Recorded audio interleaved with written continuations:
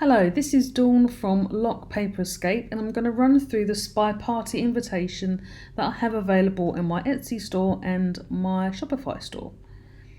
So let's scroll down and let's get into it. This is the actual invitation that you have, and as you can see here there are two placeholders for your own photographs that you can add. Once you've selected the perfect picture that you want to include in your invitation, you need to upload it into Canva. So on the left hand side here you'll see a tab for uploads. Click on this and then click on the upload media, and then I'm going to upload from my laptop, so I'll click on that, and then I'm going to click on the picture I wish and click upload. It doesn't take too long to upload usually. There we go, as you can see the progress bar here and here, and that's it, it's done. So I'm going to click on this image and I'm going to drag it over into one of those holding places for my photograph. So as you can see it's selected, there we go, it's highlighted, and if I pop over there, there you go, it's popped into the space that I need. At the moment that's not a particularly good location, so what I need to do is adjust the image inside. So with my mouse over, I'm going to double click, and there you can see the handlebars have come up for me to edit this. So I'm just going to drag and position the photograph how I like it. I mean, that's not too bad, that's quite a good position. And when I'm happy, I'm just going to click off the page, and there we go. That's my photograph.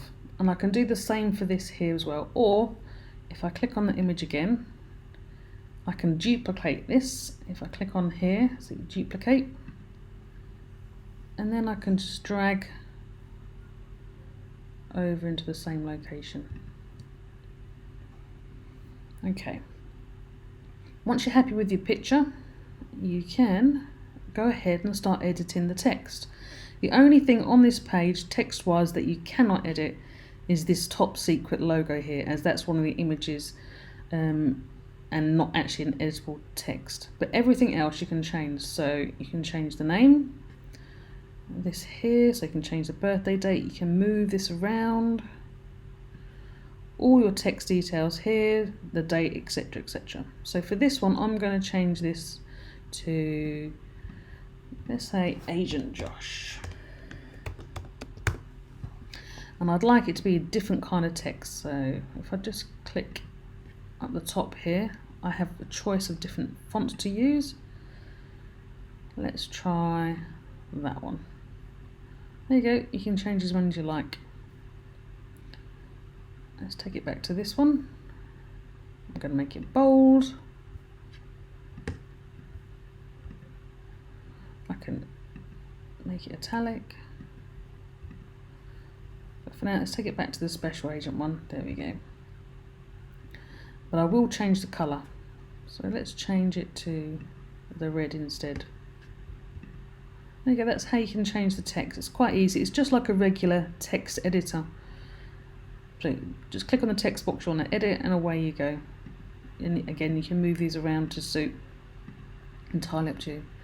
Okay, if you do not want to upload an image of your child, you do not have to. If you scroll down, we have one here which has just like a generic spy picture on there, which I think works quite well. Or you could, if you want to, find a royalty-free image online of another spy that you can upload and do it the same way as you would have done for this character here. But yeah, that's an option for you which you can download. If you want to have a double-sided effect for your invitation, so not just plain white paper, there is a backing sheet of paper here as well which matches the theme. All you would do is print on the reverse of your paper. So you run this through the printer first, turn it over, and then you go ahead and print your invitations so that you get like a nice double-sided finish.